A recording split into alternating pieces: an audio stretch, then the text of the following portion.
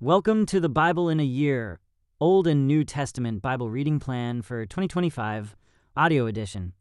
January 5th, Genesis chapters 12 through 14 and Matthew chapter 5, verses 1 through 26. Genesis chapter 12. The Call of Abram. The Lord had said to Abram, "Leave your native country, your relatives, and your father's family, and go to the land that I will show you. I will make you into a great nation. I will bless you and make you famous, and you will be a blessing to others. I will bless those who bless you, and curse those who treat you with contempt. All the families on earth will be blessed through you." So Abram departed as the Lord had instructed, and Lot went with him. Abram was 75 years old when he left Haran. He took his wife, Sarai's nephew Lot, and all his wealth, his livestock, and all the people he had taken into his household at Haran, and headed for the land of Canaan. When they arrived in Canaan, Abram traveled through the land as far as Shechem. There he set up camp beside the Oak of Moreh.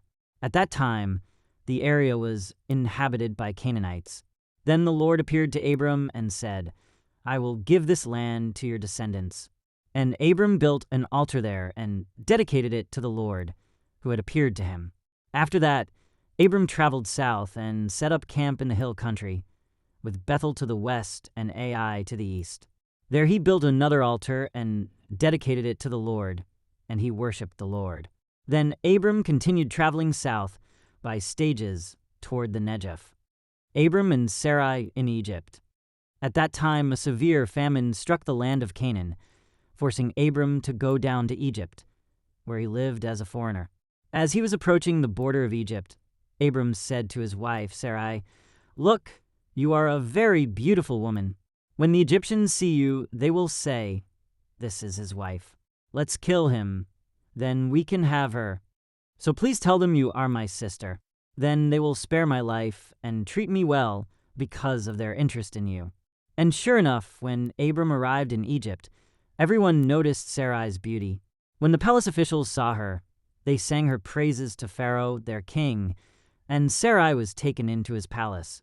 Then Pharaoh gave Abram many gifts because of her: sheep, goats, cattle, male and female donkeys, male and female servants, and camels.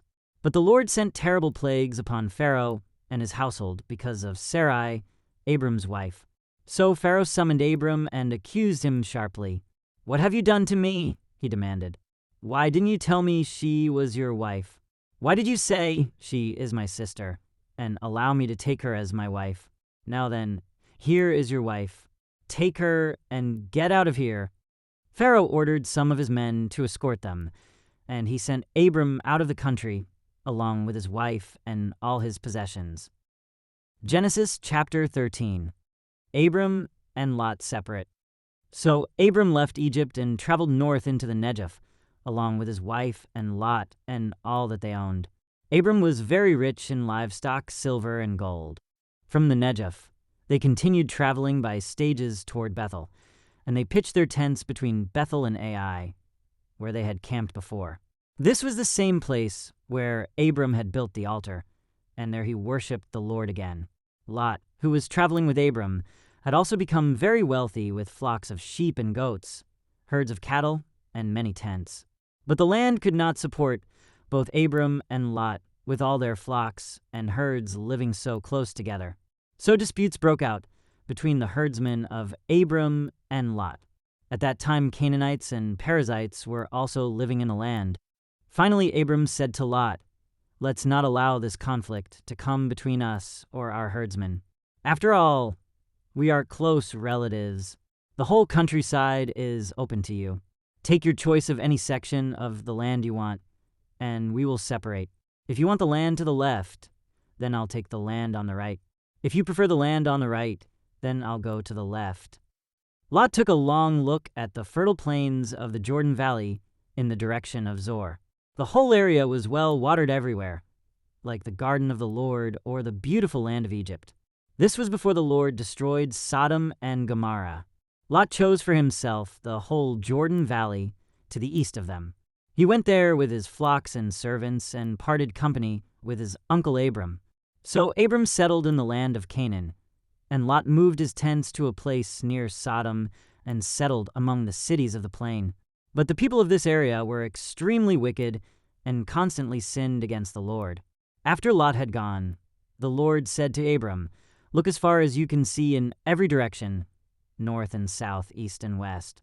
I am giving all this land, as far as you can see, to you and your descendants as a permanent possession. And I will give you so many descendants that, like the dust of the earth, they cannot be counted. Go and walk through the land in every direction, for I am giving it to you." So Abram moved his camp to Hebron and settled near the oak grove belonging to Mamre. There he built another altar to the Lord. Genesis chapter 14. Abram rescues Lot. About this time, war broke out in the region. King Amraphel of Babylonia, King Arioch of Elasa, King Chedorlaomer of Elam, and King Tidal of Goyim fought against King Bera of Sodom, King Bershah of Gomorrah, King Shurnab of Admah, King Shemeber of Zeboim, and the king of Bela, also called Zor. This second group of kings joined forces in Siddim Valley, that is, the Valley of the Dead Sea. For 12 years they had been subject to King Chedorlaomer, but in the 13th year they rebelled against him. 1 year later, Chedorlaomer and his allies arrived and defeated the Rephates at Ashtaroth-Karnaim, the Zuzites at Ham, the Emites at Shave-Kiriathaim, and the Horites at Mount Seir, as far as Elparan at the edge of the wilderness. Then they turned back and came to En-Mishpat, now called Kadesh, and conquered all the territory of the Amalekites, and also the Amorites living in Hazazon Tamar. Then the rebel kings of Sodom, Gomorrah, Admah, Zeboim, and Bela, also called Zor, prepared for battle in the Valley of the Dead Sea. They fought against King Chedorlaomer of Elam, King Tidal of Goyim, King Amraphel of Babylonia, and King Arioch of Elasa, for kings against 5. As it happened, the Valley of the Dead Sea was filled with tar pits. And as the army of the kings of Sodom and Gomorrah fled, some fell into the tar pits, while the rest escaped into the mountains. The victorious invaders then plundered Sodom and Gomorrah and headed for home, taking with them all the spoils of war and the food supplies. They also captured Lot, Abram's nephew who lived in Sodom, and carried off everything he owned. But one of Lot's men escaped and reported everything to Abram the Hebrew, who was living near the oak grove belonging to Mamre the Amorite. Mamre and his relatives, Eshcol and Aner, were Abram's allies. When Abram heard that his nephew Lot had been captured, he mobilized the 318 trained men who had been born into his household.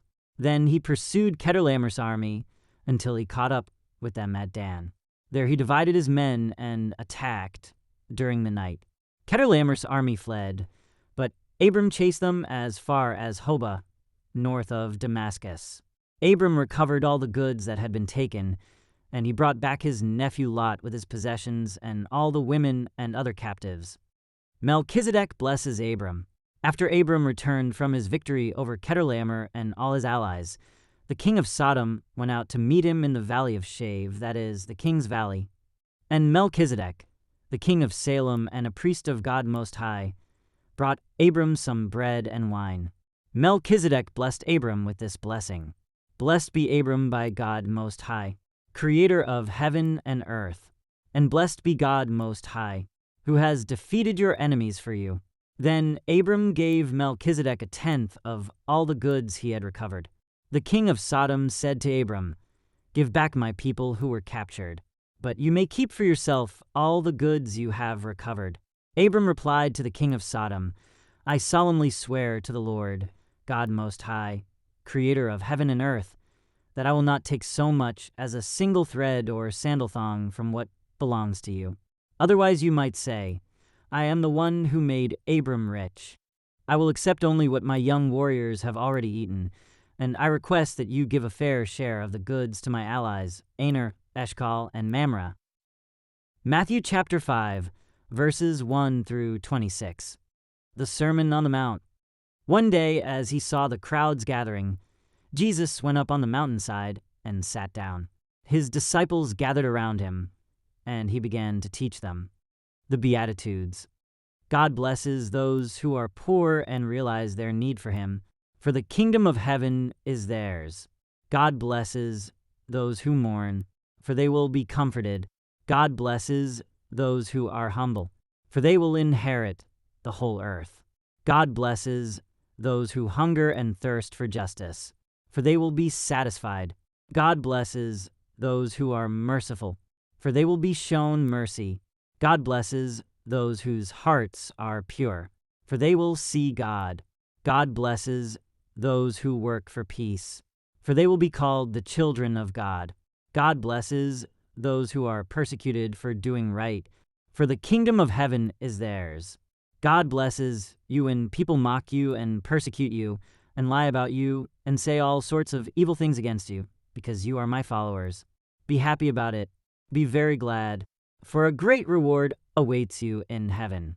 And remember, the ancient prophets were persecuted in the same way.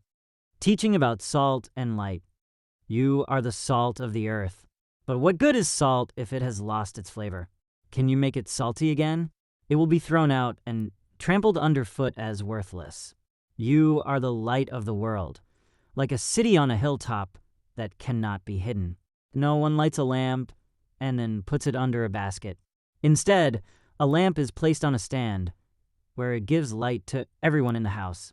In the same way, let your good deeds shine out for all to see, so that everyone will praise your heavenly Father. Teaching about the law. Don't misunderstand why I have come.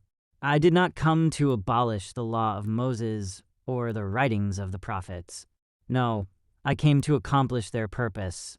I tell you the truth, until heaven and earth disappear, not even the smallest detail of God's law will disappear until its purpose is achieved. So if you ignore the least commandment and teach others to do the same, you will be called the least in the kingdom of heaven. But anyone who obeys God's laws and teaches them will be called great in the kingdom of heaven.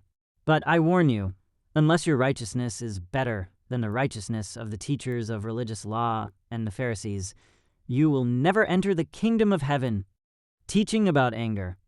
You have heard that our ancestors were told, "You must not murder. If you commit murder, you are subject to judgment." But I say, if you are even angry with someone, you are subject to judgment. If you call someone an idiot, you are in danger of being brought before the court. And if you curse someone, you are in danger of the fires of hell. So if you are presenting a sacrifice at the altar in the temple, and you suddenly remember that someone has something against you, leave your sacrifice there at the altar. Go and be reconciled to that person. Then come and offer your sacrifice to God. When you're on the way to court with your adversary, settle your differences quickly. Otherwise, your accuser may hand you over to the judge, who will hand you over to an officer, and you will be thrown into prison. And if that happens, you surely won't be free again until you have paid the last penny. Thank you for joining as we read through the Bible in 1 year. This has been Day 5.